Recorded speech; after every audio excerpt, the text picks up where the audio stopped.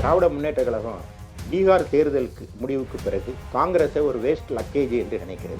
100 நாள் வேலைவாய்ப்பு திட்டத்துக்கு காந்தி பேரை மாற்றிட்டாங்கிறதுக்காக ஐயோ குய்யோ முறையோ என்று கூச்சல் இடுகிற திராவிட முன்னேற்ற கழகம் தமிழ்நாட்டுடைய தலைவராக தென்னகத்து காந்தி என்று போற்றப்பட்ட காமராஜரை இழிவாக பேசும்போது தட்டி கேட்டிருக்கணுமா இல்லையா? தேர்தல் நேரத்தில் பராசக்தின்னு ஒரு திரைப்படத்தை வெளியிடுறாங்க. இந்த பராசக்தி திரைப்படம் வந்து இந்திய எதிர்ப்பு போராட்டம் தொடர்பானது. அதில் இந்திரா காந்தியை மிக கேவலமாக சித்தரிக்கிறார்கள். அப்போது உண்மையிலே அவங்க காங்கிரஸோடு பயணம் செய்யணும்னு அவங்க நினச்சிருந்தாங்கன்னா அந்த திரைப்படத்தை ஏன் வெளியிடணும்? இப்போ பாஜகவோடு அதிமுக கூட்டணி செய்தால் அது பொருந்தா கூட்டணியா? அப்போ காங்கிரஸோடு நீங்கள் சேருவது மட்டும் என்ன பொருந்தும் கூட்டணியா? பொதுவாகவே திராவிட முன்னேற்ற கழகம் தன்னோட கூட்டணியில் இருக்கிறவங்க யாரையும் மதிப்பதும் இல்லை. எல்லாருடைய தோள்களிலும் ஏறி இந்த ஆட்சி மாற்றம் நிச்சயம் நடைபெறும். அப்போ ஆட்சி மாற்றம் நடைபெறுகிற போது யார் வரணும் அப்படின்னா தமிழக மக்கள் எடப்பாடியாரை ஒரு ஐக்கான அவங்க நினைக்கிறாங்க. நாளை நமது நேயர்களுக்கு வணக்கம். நம்முடன் சிறப்பு விருந்தினராக அதிமுக எம்பி திரு இன்பதுரை அவர்கள் இணைந்திருக்கிறார். சார் வணக்கம். சார் வணக்கம். எப்படி சார் இருக்கீங்க? நல்லா இருக்கு. திமுக காங்கிரஸ் கூட்டணியிடையே ஒரு குழப்பமான ஒரு சூழல் போயிட்டு இருக்கு சார். இழுபறியான சூழ்நிலையில அவங்க கூட்டணி அமைச்சிட்டாங்களா இல்லையா சார்? சரிதான். திமுக காங்கிரஸ் கூட்டணி என்பது ஒரு பொருந்தாத கூட்டணி. திராவிட முன்னேற்ற கழகம் பீகார் தேர்தலுக்கு முடிவுக்கு பிறகு காங்கிரஸை ஒரு வேஸ்ட் லக்கேஜ் என்று நினைக்கிறது. அது தேவையில்லாத ஒரு சுமை என்று நினைக்கிறது. எனவே அவர்களை ஊதாசீனப்படுத்தி வருகிறார்கள். திராவிட முன்னேற்ற கழகத்துக்கும் காங்கிரஸுக்கும் ஒருபோதும் பொருந்தியதே இல்லை. ஏனென்றால் இந்திரா காந்தி அவங்களே சொல்கிறாங்க, இந்திரா காந்தியால் தான் நான் மிசாவால் தாக்கப்பட்டேன்னு சொல்கிற தலைவராக கொண்டிருக்கிற இயக்கம் அது. இப்பொழுது ஸ்டாலின் வந்து மிசாவில் தாக்கப்பட்டாரா இல்லையா, மிசாவில் இருந்தாரா இல்லையா அப்படிங்கிறத பற்றி ஒரு புறம் இருக்கட்டும். ஆனால் சொன்னவர் இன்றைக்கு அவங்க சேர்ந்துருக்காங்க. அதுக்கு என்ன காரணம் அப்படின்னா அவங்க வந்து பாஜக உள்ளே வந்துடக்கூடாது அப்படிங்கிறதுக்காக. பீகார் தேர்தலுக்கு பிறகு காங்கிரஸ் வேண்டான்னு நினச்ச உடனே அவங்க அடுக்கடுக்காக சில விஷயங்களை அவங்க செஞ்சுட்டு வராங்க. காங்கிரஸோடைய ஒரு தமிழ்நாட்டு ஐக்கான் வந்து காமராஜர், பெருந்தலைவர் காமராஜர். இந்த காமராஜரை பற்றி தொடர்ந்து இழிவாக திராவிட முன்னேற்ற கழகத்தினுடைய அறிவாலயத்திலிருந்து கமெண்ட்ஸ் எல்லாம் வந்துட்டு இருந்துச்சு. முதல்ல சிவா பேசினார், அதுக்கு முன்னால் ஆர்எஸ் பாரதி பேசினார். சிவா வந்து காமராஜர் வந்து ஏசி இல்லாமல் இருந்துக்கிட முடியாது, எனவே கருணாநிதியை சந்தித்து எனக்கு அரசு விருந்தினர் மாளிகையெல்லாம் ஏசி அமைத்து தாருங்கள் கேட்டார்னு ஒரு பொய்யை கூறினார். அதை அடுத்து அறிவாலயத்தினுடைய மவுத் பீஸாக இருக்கக்கூடிய பத்திரிகையாளர் முக்தார் அவர் மிக கேவலமாக காமராஜரை பற்றி இழிவாகலாம் பேசினார். இது குறித்து கடுமையான கண்டனங்களை அதிமுக தெரிவித்தது. ஏன்னா அதிமுக ஏன் தெரிவிக்குதுன்னா, எங்கள் தலைவர் புரட்சி தலைவர் சொன்னார், பேரறிஞர் அண்ணா எனது வழிகாட்டி, காமராஜர் என்னுடைய தலைவர் என்று சொன்னவர் புரட்சி தலைவர். எனவே அதிமுககாரங்களுக்கு இயல்பாக காமராஜர் மீது ஒரு பற்றும் அன்பும் உண்டு. எனவே நாங்கள் கூட அதை தட்டி கேட்டோம். நானே பல முறை அதை குறித்து பேசியிருக்கிறேன். ஆனால் அந்த திராவிட முன்னேற்ற கழகத்தினுடைய தலைவர் ஸ்டாலின் காங்கிரஸார் வாயை திறக்கலை. எனக்கு தெரிஞ்சு டெல்லி அளவு கூட இந்த மேட்டர் போகலை. ஆனால் எனக்கு தெரிந்து திருச்சி வேலுசாமியை தவிர யாரும் அதை தட்டி கேட்கவே இல்லை. அப்போ காமராஜரை வந்து காங்கிரஸ் கைவிட்டுடுச்சு என்று கூட நான் வந்து வலைத்தளங்களில் பதிவிட்டேன். ஏன்னா காமராஜரை பற்றி இவ்வளவு இழிவாக தொடர்ந்து பேசும்போது ஸ்டாலின் அதற்கு எதிர்வினையாற்றிருக்கணும். என்ன செஞ்சுருக்கணும்னா, அவங்க கட்சிக்காரங்களை அடக்கி பேசக்கூடாதுன்னு சொல்லியிருக்கணும். அப்போ காங்கிரஸ் தேவை, ஆனால் காமராஜர் தேவை இல்லையா? இப்போ 100 நாள் வேலைவாய்ப்பு திட்டத்துக்கு காந்தி பேரை மாற்றிட்டாங்கிறதுக்காக ஐயோ குய்யோ முறையோ என்று கூச்சல் இடுகிற திராவிட முன்னேற்ற கழகம் தமிழ்நாட்டுடைய தலைவராக தென்னகத்து காந்தி என்று போற்றப்பட்ட காமராஜரை இழிவாக பேசும்போது தட்டி கேட்டிருக்கணுமா இல்லையா?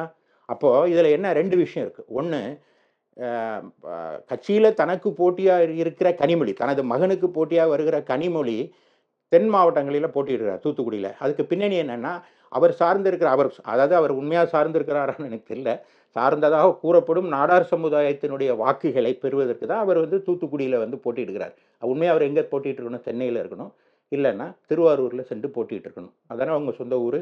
ஆனால் அவர் தூத்துக்குடியில் வந்து போட்டியிடுகிறார். அதுக்கு அடிப்படை காரணம் என்னென்னா, அந்த அவரோட தாயாருடைய சமுதாயத்தை சார்ந்த வாக்குகளை பெறணுங்கிறக்காக அவர் வர்றார். அப்போ கனிமொழி அதை தட்டி கேட்டிருக்கணும் இல்லையா? கனிமொழியும் வாயை திறக்கவே இல்லை. நான் இதை அரசியல் ரீதியாக 2 விஷயமா பார்க்குறேன். ஒன்று, காங்கிரஸை கலட்டி விடுவதற்கு இது ஒரு காரணமாக இதை அமைத்து கொள்ளலாம் என்று அவர்கள் கட்டமைத்திருக்கலாம். அப்படி இல்லை அப்படின்னா கனிமொழிக்கு ஒரு பிளாட்ஃபார்ம் தென் மாவட்டத்தில் இருக்கக்கூடாதுன்னு அவங்க உள்கட்சி தகராறில் அவங்களுக்குள்ள வாரிசுரிமை போட்டியில் பண்ணியிருக்கலாம். ஆனால் அல்டிமேட்டாக தகர்க்கப்பட்டது காமராஜர் என்ற நற்பெயர். அதை கடைசி வரை செய்யலை. அவங்க காமராஜரை இன்னும் அதை பொறுத்து ஒரு தன்னிலை விளக்கம் கூட ஸ்டாலின் வந்து வருத்தம் தெரிவிக்கவில்லை. அது இல்லாமல் அப்போ காங்கிரஸை வெளியே அனுப்புறதுக்கு அவங்க இன்னொரு முயற்சி எடுத்தாங்க. என்னென்னா, தேர்தல் நேரத்தில் பராசக்தின்னு ஒரு திரைப்படத்தை வெளியிடுறாங்க. அந்த பராசக்தி திரைப்படம் வந்து இந்திய எதிர்ப்பு போராட்டம் தொடர்பானது. அதில் இந்திரா காந்தியை மிக கேவலமாக சித்தரிக்கிறார்கள். அப்போது உண்மையிலேயே அவங்க காங்கிரஸோடு பயணம் செய்யணும்னு அவங்க நினச்சிருந்தாங்கன்னா, ஏன் நீங்கள் வந்து தேர்தல் நேரத்தில் அப்படி ஒரு திரைப்படத்தை முதல்வருடைய முதல் குடும்பத்தை சார்ந்தவர்களால் வெளியிடப்படுகிற திரைப்படம் அது. அந்த திரைப்படத்தை ஏன் வெளியிடணும்? அப்போ இந்திரா காந்தியா ஒரு சித்தரிக்கப்பட்டது, இந்திரா காந்தியை சித்தரித்து ஒருவரை அந்த படத்தில் கொண்டு வந்தது காங்கிரஸ் எப்படியெல்லாம், அது உண்மைதான். காங்கிரஸ் தான் ஒரு இதற்கு காரணம். இந்தியை திணித்து துப்பாக்கி சூடு நடத்தியது காங்கிரஸ், அது உண்மை, ஃபேக்ட். ஆனால் அந்த காங்கிரஸோடு அவர்கள் கூட்டணி வைத்திருக்கிறார்கள். அதை தான் நாங்கள் பலமுறை சுட்டி காட்டுக்கிறோம். ஏன்னா எப்படி அது பொருந்தும்? இப்போ பாஜகவோடு அதிமுக கூட்டணி செய்தால் அது பொருந்தா கூட்டணியா? அப்போ காங்கிரஸோடு நீங்கள் சேருவது மட்டும் என்ன பொருந்தும் கூட்டணியா? அது ஒரு பொருந்தா கூட்டணி தானே. அப்போ அந்த காங்கிரஸை கலட்டி விடுகிற வேலையில் திமுக முயற்சி எடுத்து வருது. முதல்ல காமராஜர், ரெண்டாவது இந்த திரைப்படம் பராசக்தி, மூன்றாவது நாடாளுமன்றத்தில் ராகுல் காந்தியை பேச விடாமல் செய்கிறார்கள் பாஜகவினர். உடனே அதற்காக பொங்கி எழுந்து இந்தி கூட்டணியை சேர்ந்த எம்பிக்கள்லாம் போட்டுட்டு 8 பேர் சஸ்பெண்ட் ஆனாங்க. அதில் யாராவது திமுககாரன் இருக்கானா? ஒருவர் கூட இல்லை.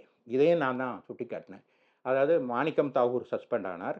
தமிழ்நாட்டை சேர்ந்த அவங்க கூட்டணியை சேர்ந்த கம்யூனிஸ்ட் கட்சியை சேர்ந்த சு வெங்கடேசன் சஸ்பெண்ட் ஆகிறாரு. அப்போது ஜனநாயகத்தின் குரல் வழியை நெரிக்கப்படுகிறதுன்னு மற்ற விஷயங்களுக்கெல்லாம் வந்து குரல் கொடுத்த திமுக நாடாளுமன்றத்தில் இந்த அவங்க கூட்டணியை சேர்ந்த 8 எம்பிக்கள் பாதிக்கப்படும்போது குரலே கொடுக்கலையே, அந்த போராட்டத்தில் வெளியே வரவே இல்லையே. இது 3வது சம்பவம். 4வது சம்பவம், நாடாளுமன்றத்தில் பாரத பிரதமரை தாக்குவதற்கு 2 பெண் எம்பிக்கள் முயற்சித்தார்கள்னு ஒரு குற்றச்சாட்டு. அதில் தமிழகத்தை சேர்ந்த 2 பெண் எம்பிக்கள், ஒன்று சுதா, இன்னொன்று ஜோதிமணி. இந்த 2 பேரை பற்றி ஒரு குற்றச்சாட்டு. அது உண்மையா பொய்யா அப்படிங்கிறது ஒரு புறம் இருக்கட்டும், நான் அதுக்குள்ளே போகல. ஆனால் அந்த குற்றம் சாட்டப்பட்டவர் 2 பேரும் திராவிட முன்னேற்ற கழக கூட்டணியில் இருக்கிறவங்க. ஸ்டாலினை தமிழக கூட்டணி தலைவராக ஏற்றுக்கொண்ட காங்கிரஸ் கட்சியை சேர்ந்தவர்கள் பெண்கள். பெண்கள் மீது அக்கறை இருக்குது, கூட்டணி மீது அக்கறை இருக்குன்னா அதுக்காக ஏதாவது வாய் திறந்து பேசியிருக்கணும்ல.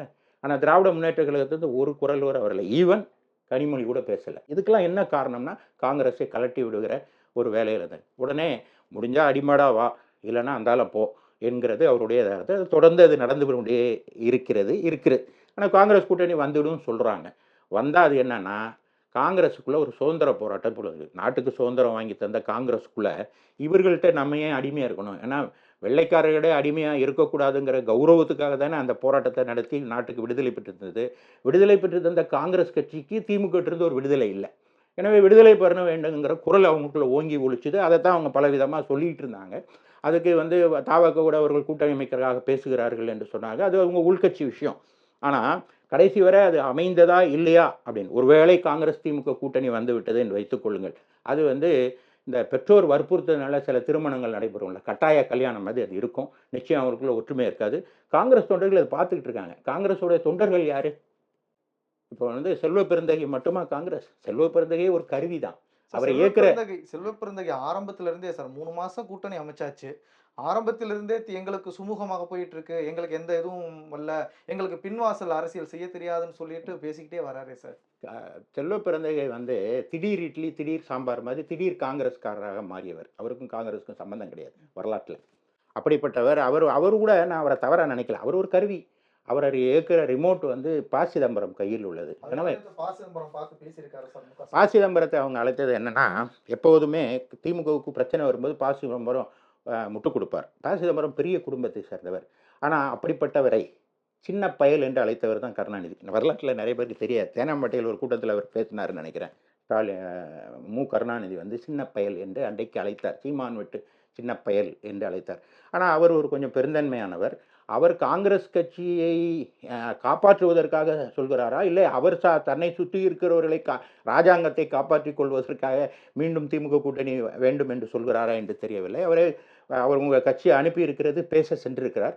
ஒருவேளை முடிவு வந்தாலும் அது ப. சிதம்பரத்திற்கே தெரியும். இது பொருந்தும் கூட்டணி அல்ல என்பது அவருக்கே தெரியும். இல்ல அவர் அதனால இது பேசினாலும் இன்னும் அந்த சலசலப்பு குறையலையே சார். காரணம் என்னன்னா, உண்மை. திமுக எப்பாடுபட்டாவது காங்கிரஸை கழட்டி விட வேண்டும் என்று நினைக்கிறது. அதே நேரத்தில் காங்கிரஸ் கட்சி ஏற்கனவே இருக்கு. நான் சொன்னேன்ல, அவங்களோட சுதந்திர உணர்வு ஒண்ணு அவங்களுக்கு வந்திருக்கு. இதெல்லாம் தாண்டி பெரியவர்களா பார்த்து கல்யாணம் பண்ணி வச்சுருவாங்க. ஒரு கால் கட்டு போட்டா எல்லாம் சரியாயிரும்னு சொல்லுவாங்கல்ல. அது மாதிரி அந்த பொருந்தா இரு மனங்களை ஒண்ணாக பெரியவர்கள் முயற்சி செய்து கால் கட்டு போட்டு வைப்பார்கள் நினைக்கும். ஆனால் அது அந்த ஓட்டு டிரான்ஸ்ஃபரிங் என்று சொல்லப்படுகிற பரஸ்பரம் ஒரு கட்சியோட ஓட்டு இன்னொரு கட்சிக்கு மாறுவது, திராவிட முன்னேற்ற கழகத்தினர் காங்கிரஸ் போட்டியிடுகிற தொகுதிகளில் தங்கள் வாக்குகளை அங்கு செலுத்துவது நடக்கவே நடக்காது. அதை காலம் காட்டும்.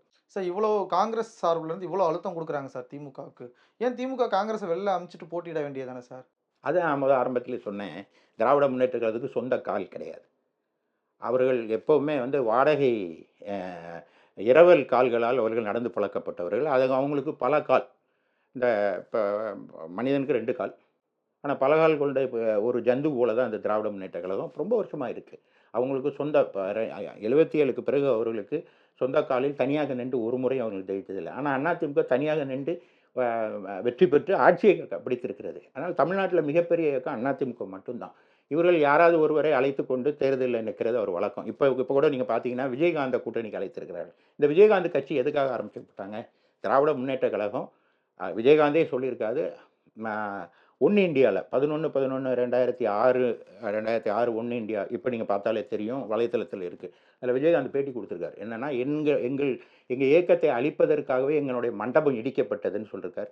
அதில் அந்த பேட்டியிலே அவர் சொல்கிறாரு, அன்றைக்கு நெடுஞ்சாலைத்துறை அமைச்சராக இருந்த டிஆர் பாலு எனக்கு புத்தாண்டு வாழ்த்து அனுப்பியிருக்கிறார்.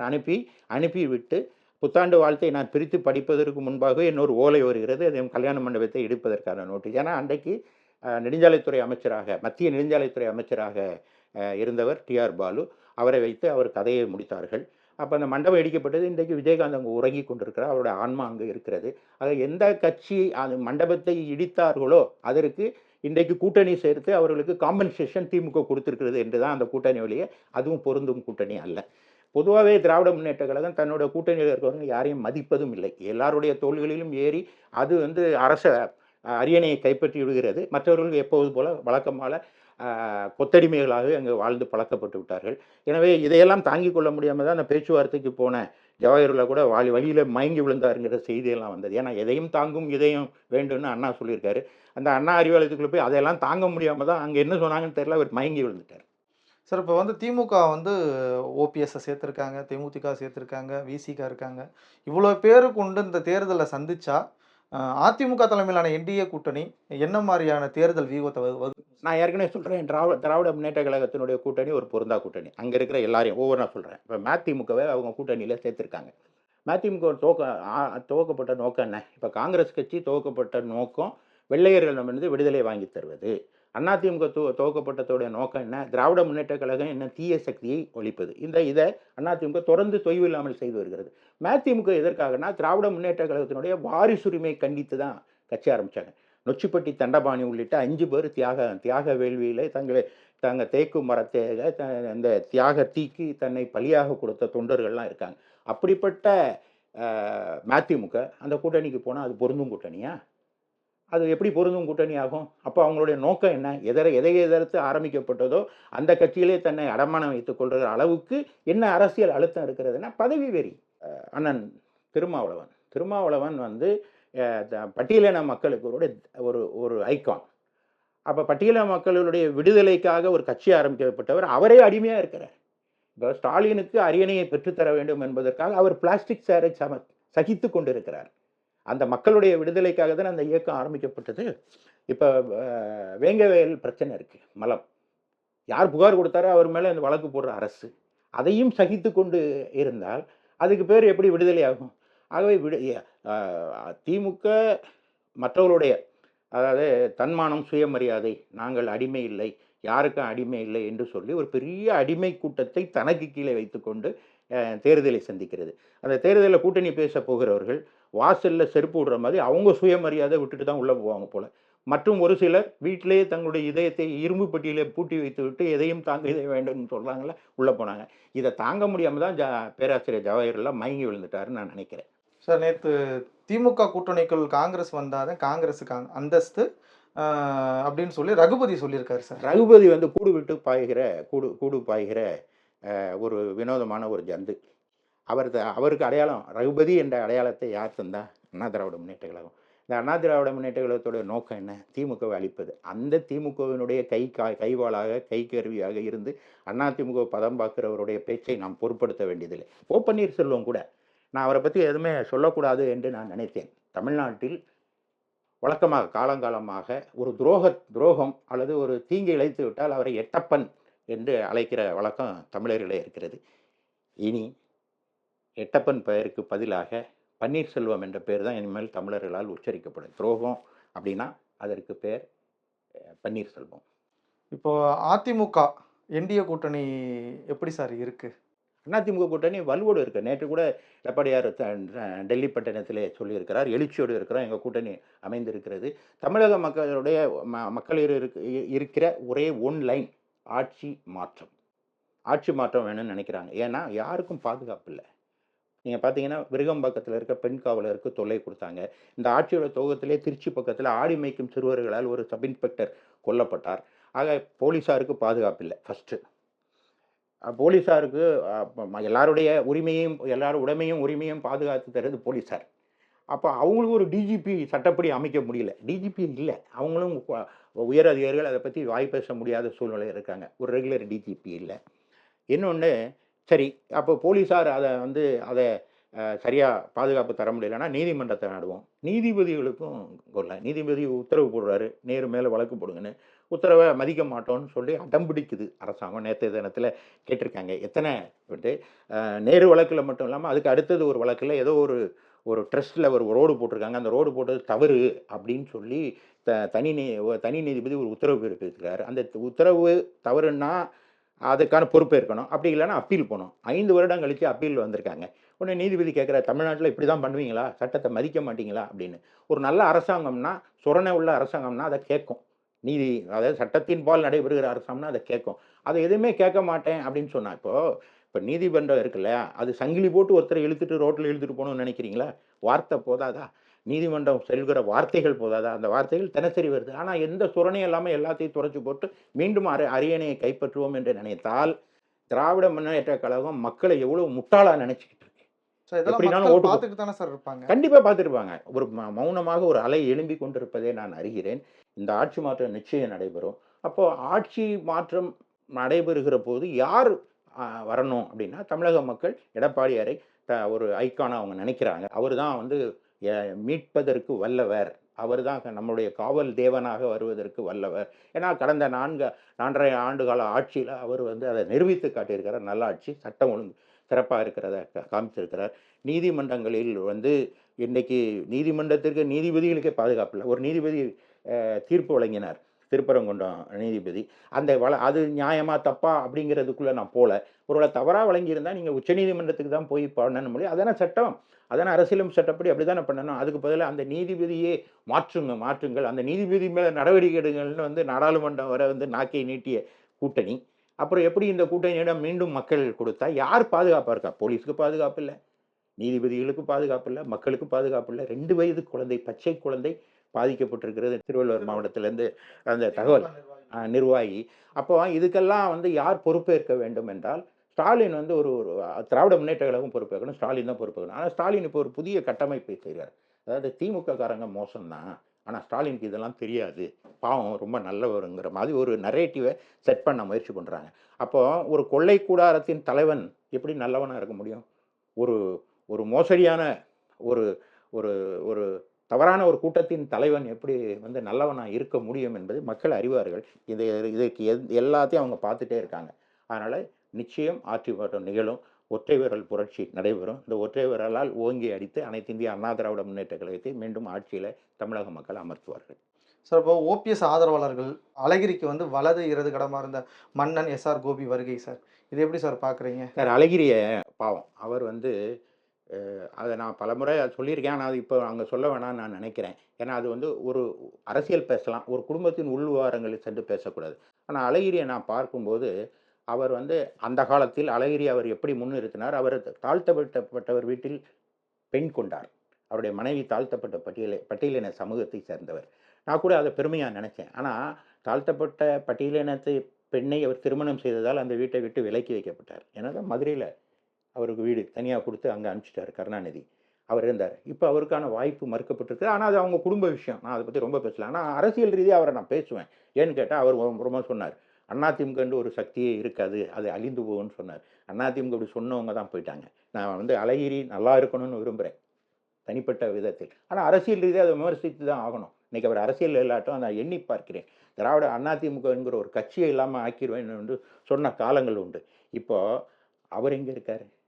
அவரை நம்பி சென்ற அந்த 2 பேருக்கும் அதிமுக தான் அடைக்கலம் தந்திருக்கு. எனவே தான் அதிமுக ஒரு உயர்வான இயக்கம்னு சொல்கிறேன். அழிக்க முடியாத ஒரு இயக்கம். ஏன்னா எப்போ தவறு நடக்குதோ அப்போல்லாம் நியாயம் ஜெயிக்கணும் அப்படிங்கிறதுக்காக ஒரு சக்தி உருவாகும். அப்படி உருவான காவல் தேவன் தான் புரட்சித் தலைவர் எம்ஜிஆர்.